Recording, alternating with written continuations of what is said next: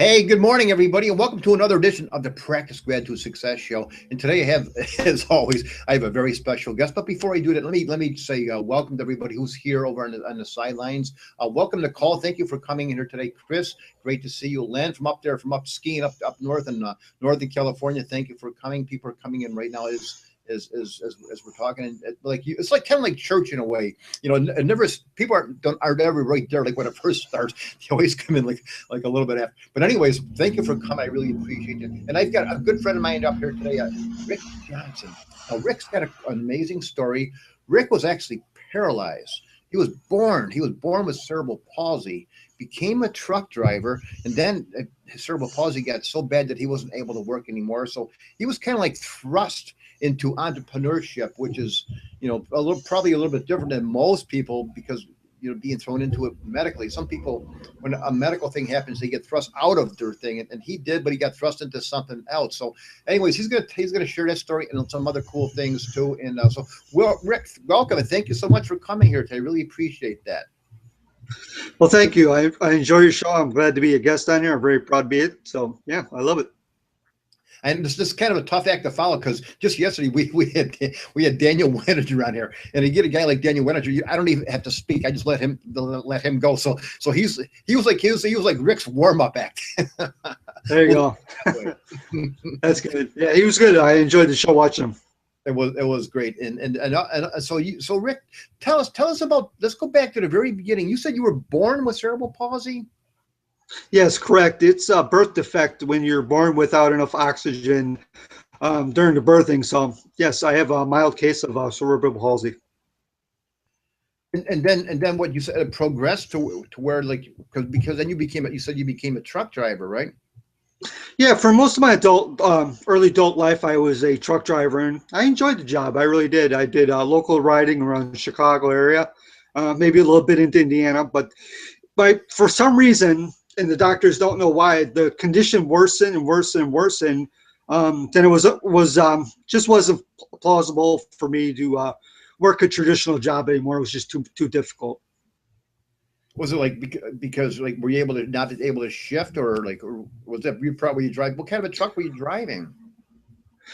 I drove dump trucks and lugger trucks. It wasn't really that I couldn't shift. It's just people don't realize how physical truck driving is. You have to get on the back of the trucks and put chains on and, lift trailers and stuff like that. It's a pretty demanding job. So and it was hard for me to do the paperwork and stuff like that. But for the most part, it was too dangerous to walk around on top of the trucks and stuff like that and, adjust loads and stuff like that. Yeah, my brother he's got a dump truck business. He's got like a backhoe and graders and Mhm. things like that. We were in the landscape business together, and then he went in that direction, and I went to a different direction that wasn't quite. But no, Yeah, yeah, I I'm, understand it. I'm sorry. Yeah, I Plus, enjoyed the job. It was a lot of fun. It was just like I said, it became too physical, and my condition it didn't worse. It didn't worsen like it all together. It took a couple of years for some reason. It just got a little worse, and it was my condition was mild enough to where I could function in society, without very little trouble. I walked with a little bit of a limp, had real bad balance and stuff. But it just became too hard to jump on the back of the truck and lift chains up and stuff like that. So I just had to move on. right. So then, what did you do then? What happened? That was back 1999 when that happened when you retired. Yeah, correct. It for some reason worsened. And what I'm discovering now, because I'm into this organic stuff, is basically I just wasn't eating right and I wasn't taking care of my mindset, and it escalated worse and worse. And then in 2009, for some unknown reason, my opinion is that my mindset was so bad that it just took me out of commission and I was completely paralyzed. Um, I was in rehab for 6 months. I had to relearn how to talk and do Wow, everything. I couldn't function at all. wow, holy mackerel, gosh. And that's how powerful your mindset is. So be aware of what your thoughts are, because if you're not in a gratitude um, mindset, it will take your body out, because your body will suffer from stress like that. And so, yeah. They, yeah, they say stress is probably the leading cause of all those problems. I mean, It is. cancers, heart attacks, strokes, because you're always thinking, you're focusing on something that's bad. So the old law of attraction, and you know, in display right there, because you're always, instead of focusing on the wonderful things, the blessings that are coming your way, you're focusing on the past, usually, right? Were you Yeah, focusing on yeah. something that happened in the past? Well, evidently I was. At the time, I thought I was doing all right. Excuse me. Thought I was doing all right, but evidently something was in my subconscious was. I think it was because I wasn't working. I felt that I wasn't being productive in society. That's my guess. I mean, I really don't know because as soon as I was paralyzed, I instantly got a different mindset. I went, this ain't gonna happen to me. And I was when I was going through rehab, they were amazed because I always wanted to do more rehab, and they kept going, no, you got to rest, you got to do your, you can't do it on the weekends and stuff like that. But I was like, I was so gung ho. And then I went to this adult living facility, and I was there for 2 months, and this is why, because the place was horrible. People's mindset was just terrible. So they had a full gym down there. Every day I went to the gym, and then I would go to the stairs. I would put my wheelchair in the stairs, and I would walk the stairs with the handrails, and I would do that every day. And with 2 months, I was able to get out of the adult living facility and got my own apartment, even though I couldn't really still function. I was just determined I wasn't gonna have this condition bring me down. So that's that, because I started reading books and listening to videos that you have to feed your mindset positive stuff all the time, and that's what I did, and that's how I started getting better. Amazing. What kind of books and stuff were you listening to, Rick? I was listening to all the stuff that most entrepreneurs listen to. I listened to read The Magic of Thinking Big, of course, Think and Grow Rich, and Robert Kiyosaki, and all those books like that, and Cybogenics, I think it's called, and basically Yeah, basically all the books that most entrepreneurs listen to. personal development books. Correct. Start thinking, And start thinking of things that you can do and some yeah. possibilities, huh? And then my friend bought me a computer, and I was like, you know what? I started listening to books on tape on YouTube, and so now it's part of my regimen. I try to listen to a half hour of audio to an hour. And to be honest, I don't like to read, but I force myself to read, and it's made a big difference in my life. It's amazing, isn't it? When you can just tap into things like that. Excuse me, I'm dying out too. You know what they always say? They said we are like around the sum total of the 5 people we hang around with the most. Now, if you're hanging around a place like an adult living facility, you probably don't have like a lot of role models and people that you can like really like hang around with that are success driven, do you? No, it was really a culture shock because it was people. They were so well. First of all, I had no freedom. I had to eat when they wanted me to eat, and they would do inspections on my room and stuff like that. And plus, I was just stuck in there because I couldn't do nothing. I was in a motorized wheelchair, and it was awful. The mindset was terrible. Everybody was fighting for their own survival, and it was just terrible. And I knew I had to get out of there in a hurry. Yeah, so that's so cool that you took those steps. When you're telling a story, I was playing. I was thinking of Jackson. I was thinking of the Rocky theme song in the background. I was like, go Rick, go get up Yeah, those stairs. But that's yeah, it was like that because I didn't qualify for more therapy because the state wouldn't take care of it. But I was like, you know what? I'm going to go down to this gym. I get off the wheelchair and I get on the what do they call it? The walking machine. I walked for 10, 15 minutes, and I lifted weights, and I did the handrail thing. I could barely do it, but I was like, you know what? I'm not staying here. So I was like, I gotta get out of here. So that's what I did. And I made arrangements with an old apartment I used to live in when I was in my early 20s, and I came back in this area. I was like, you know what? I could barely get off the toilet seat, but I'm not staying in this place. So that's why I moved on. Oh, that's awesome. That's cool. It's cool that at least you're able to go to to go to the gym. Like Yeah. at least that was available to Yeah. you to be able to get there. Yeah, it was in the basement. I lived in an old hotel, is what it was. It was converted, and it was it had full facilities. It was nice, but it just wasn't nice enough for me. I had to get around. Plus, I lived about an hour from all my friends. I was like, you know what? I got to get back to the area. They're probably not coming to visit you very often when you're in a place like that, were they? No, just one of my friends came up a couple times, and for the most part, everybody, they moved me there, and then they, it was too far away.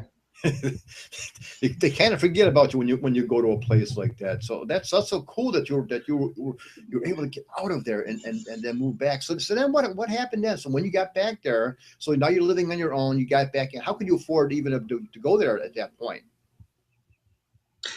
Well, I was living on state assistance, and it was just $1,000 a month, and I was able to make it work. And at the time, I was able to eat all organic and stuff, so I was living pretty good, you know, for what I had. And luckily, I have very good friends, and they've taken care of me. They've helped me with cars and stuff like that. So it's been I have very good, generous friends. It's so important to have really good friends like that to hang around with. And that's the thing, like you're saying, you don't have those role models, those people around you when you're in a place like that. But yeah, you can still tune in to do that, like with YouTube or books and tapes and videos. They can be your five people, the people Sure. listen to them. And that's what Absolutely. It makes a big difference on what you put in your mind.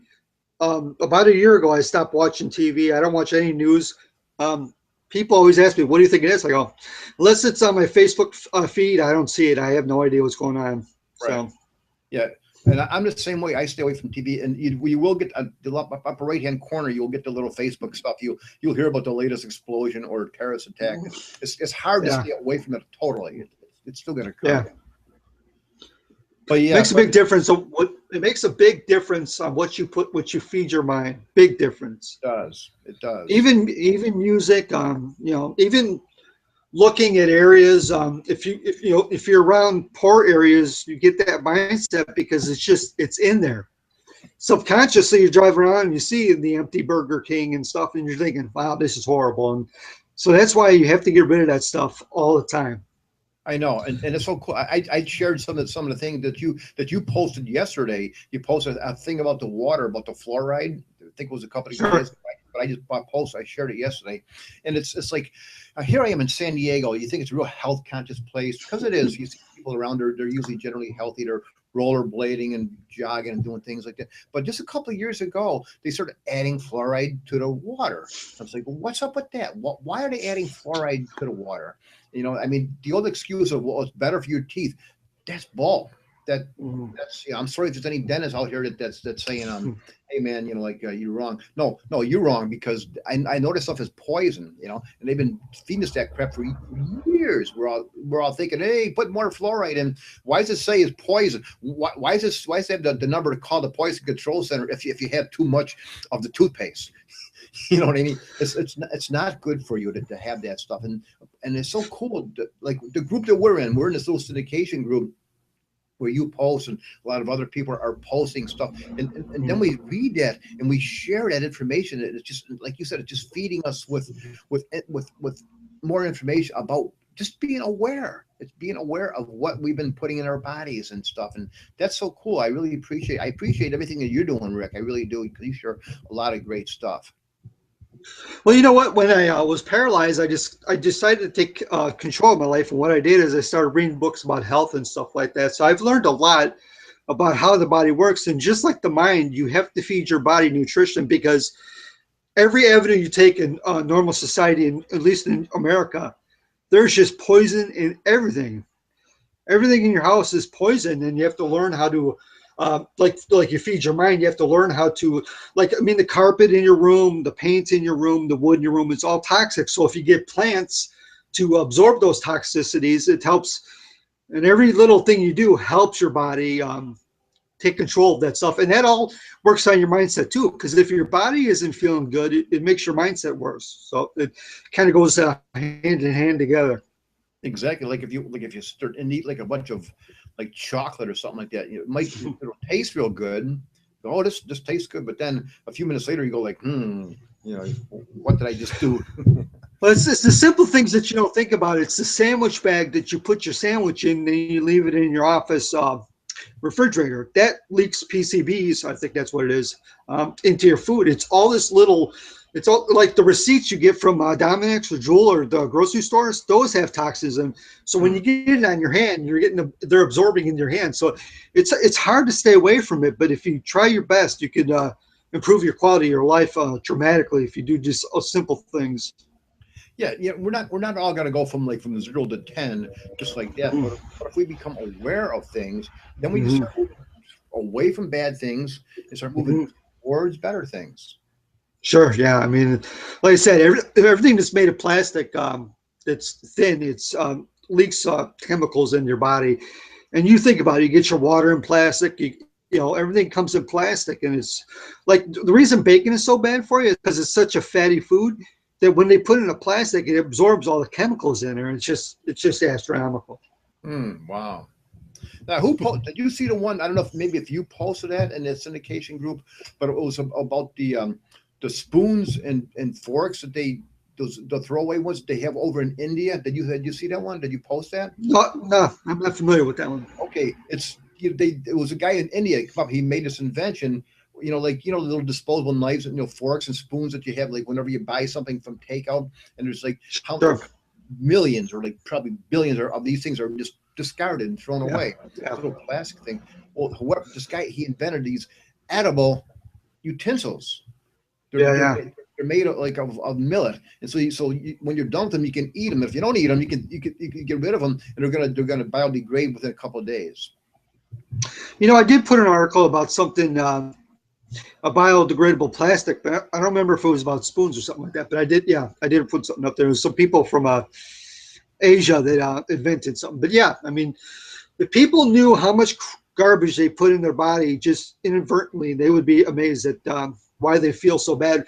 And that's one of the big mysteries about people can't lose weight. It's not because they're not eating well. It's because there's so much toxicity in their body from everyday use. So, I mean, like I said, you're breathing in toxic in your house, from carpet and even wood paneling and stuff. It's just so if they would learn to get rid of the toxicity, they would lose more weight and feel better. Right. Yeah. Exactly. Well, if somebody came like right now and said, Rick, like I'm overweight, I feel horrible, but I don't really know where to start this because sometimes all this stuff can be a little overwhelming with everything, the cost of the organics Mhm. and stuff. What would you tell somebody? Well, the first thing they'd have to do is do a cleanse because they'd have to clear the body because the body isn't running efficiently. So if you put organic food in there and the toxicities in there, it's gonna all put the balance of the nutrition from the food. So you need to do a full body cleanse and you have to do a candida cleanse because every food in America has antibiotics in it, which messes up the flora in your stomach. So you have to do a candida cleanse. And candida is a toxic mold that lives in your stomach and takes over all the good probiotics. And that's why you can't absorb the food. So if you do a candida cleanse, it allows your body to run a little more efficiency. And then I would work on the mind because you have to overcome these beliefs that you can't do. So I think mindset and cleansing your body would be the first things I would suggest if you were overweight. How do people do a candida cleanse? You can buy them off the internet or go to the local health food store. The ones at the health food store only do it to a certain level. They don't go deep into the. I'm not sure if I'm saying this right, but it doesn't go into the cells, and because candida goes throughout your whole body. When you do a candida cleanse, usually from a health food store, it just usually does your stomach. So you have to do some investigation. Go on the internet. They cost a couple $100, but like I said, everything you eat, the chicken, every piece of meat, it has antibiotics. So it's destroying the flora of your stomach, and that's why most people have so much trouble with the disease. What about fasting, like a 3-day fast? Would that do this? That's good. That's a good way to cleanse. Yeah, Okay, so that would cleanse it. yeah. I would do it. I would do an herbal cleanse as well because, like I said, you have to go into the deep parts of the cells to get it done. But yeah, but all this stuff helps. So Now you're familiar with the stuff that we have, like the stuff that Daniel was talking about yesterday, the greens and the reds and stuff. So if you just say you did like a 3-day cleanse and you drank this, would that still qualify? Would that be good or would that be bad? Would you be better just drinking water? What's your take on that? well, I would guess it would be better because first of all, it's full of nutrition, and I'm not sure, but I think it has. Does it have probiotics in it? I don't remember. I don't know if it Uh, does. I don't think it does have probiotics in it. I mean, every little thing helps. Yeah, it would help. It would definitely make a difference But it because would you're not going to get the nutrition from conventional food. So the nutrition in the organic reds or greens make a big difference. Yeah. Yeah, Jackson put down no probiotics. So yeah, so but anyways, but you'd be just cleansing out, but you wouldn't be starving yourself at the same time because you'd be getting your nutrition. So that probably would be a good thing. Mhm. Well, I don't know much about fasting, but I've heard it does wonders for you. I've never really done one myself, but in fact, I might do one this week. I might do a salt fast because I think I'm going to go without salt for a couple days here and do that and see what that happens. But each body works in a different way, but there's a general path you can go down to get them done. But the biggest ones are you have to cleanse your body and get your mind in the right function so that you can start working out at a better level than you normally would. Right, exactly. There's probably nothing you could do until you get your mind squared away to to a place where you want it to be, because it doesn't really matter because you're gonna revert back to old habits if you don't get your mind right, right? Well, it's just like being an entrepreneur. You have to surround yourself with people that are into fitness and health. If you're around those people, you'll start absorbing their mindset. That's what you have to do. It starts to wear off on you, doesn't it? Well, if your friends are fitness people and they see you eating garbage or see you, doing stuff, they're going to say, "Hey, what are you doing that for? Eat this," and then you're naturally evolve to. I can't think of the word. Sorry, you move to their level of fitness and stuff, a mindset. Exactly. Yeah. It's like that with everything, with money. That's why you always say that the five people we surround ourselves with. So if you're hanging around with a bunch of millionaires, Mhm. you may not be a millionaire, but you're going to probably be going up towards to be one. You're going to be looking towards that, or you could be on a bunch of people who are skid row bums, and you might be the best skid row bum. Well, that's the thing. They say if you're the smartest person in a room and you want to achieve bigger goals, you have to get around people that are doing much more success than you. So that makes a difference. So if you're telling all your friends how to live life and they're going, yeah, and they're taking notes, you need to get some new friends and start learning. My father, who's always like real sarcastic, he's called me the smartest kid in the dumb room. Yeah. That wasn't a compliment. I know how you feel. But so Rick, so now what are you doing now then? Like, so yeah, like right. So what are you doing right now? You said you're doing entrepreneurship. What are you doing? Sure. What can you share with them? Well, back in when I first went on disability, I went to college and I was going into computer program, and then I discovered financing with mortgages, and I got my mortgage license. I did that, and guess what? The economy died, and so I wasn't able to do mortgages anymore. So I got my license to do insurance. It was very hard for me to do because I can't mingle and I can't really stand in open spaces. When I stand, I have to lean against stuff, so it's hard to meet new customers. So then in I think 2008, I met somebody on Facebook, and they got me into MLMs or network marketing, and I've been doing that for the last several years, and I really enjoy it. It's you're able to work from home, work when you want to, and it's much easier job and much more fulfilling, and it's easier to make money in this arena. So I do network marketing and internet sales basically. So most of things are online, it's Yeah. computer stuff. Now a lot of people who get into that, they try it and then they say, well, it didn't work for me, and Mhm. they think it's some kind of a scam or something. What kind of advice would you give somebody who has that kind of an outcome? Well, once again, you're programmed from your age of 2 to 18 to be a worker. You have to get the mindset of an entrepreneur. It's a much different take on the earth or the world. If you're used to getting a paycheck and you're scared not to get the paycheck, it's hard to become an entrepreneur. Most people, 99% of people who get in network marketing do it as a hobby. They're like, well, I'll dabble in it and see how it works. And if they don't make any money, they move on. That's Right. that's not the way you start a business. You start a business like anybody else would start a business, like Subway or something like that. You have to go all in or nothing, and it's not an easy thing to do. It's much easier than working a 40-hour week to learn how to do this. But the mindset has to change from worker to entrepreneur, and that's what you have to do. And how do people get that mindset? Just say, "Oh, okay, I never did this before, but I wanna do it, and I'm committed to doing it." So then, what would you tell somebody? What would be the next step? The biggest thing is you have to get involved in the culture of network marketing. So you have to go to all the events and go listen to your company's websites and stuff like that, and get around people who are succeeding in that company and listen and get a mentor and get their advice is what you have to do. Would that have to be?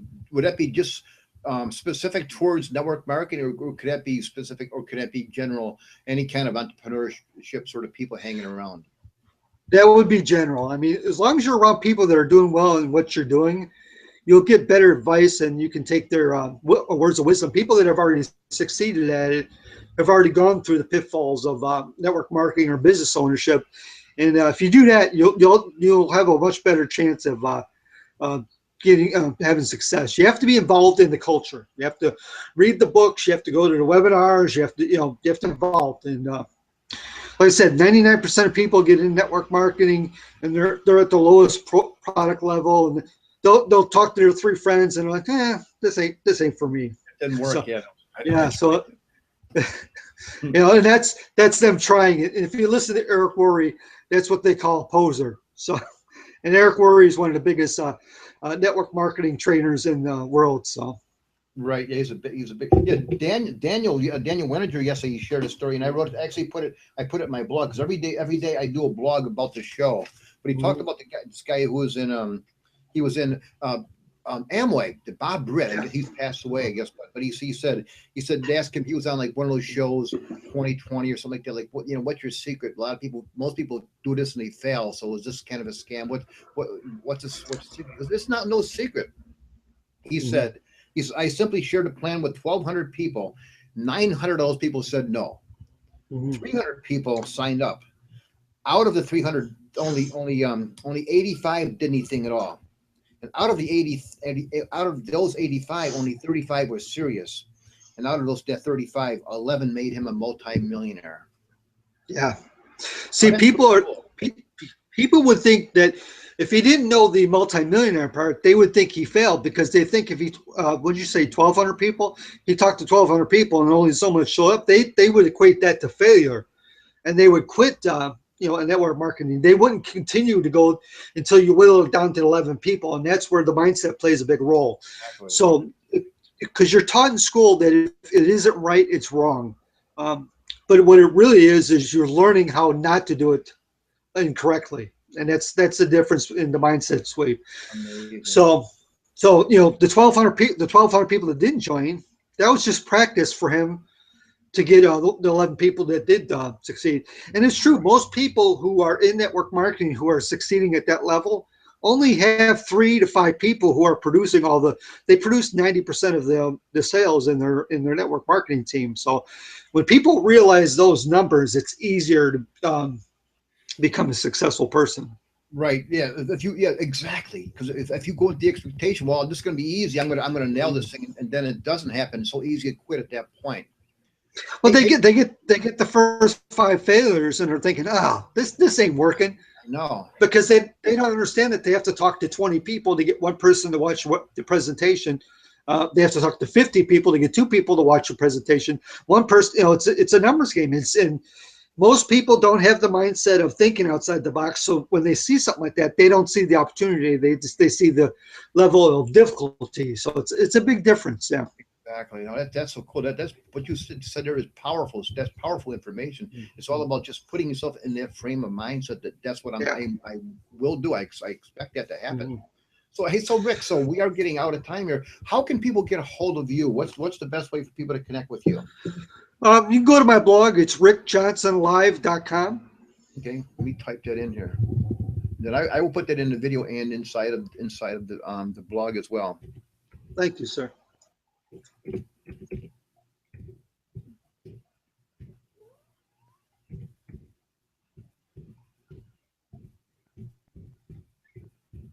Probably couldn't get rickjohnson.com, could you? No. I remember you said the other day that Bob Miller was hard to find. Try to get Rick Johnson. Yeah, I'll just go get BobMiller.com. Yeah, we're right. There's like 8 or 8 people on my street.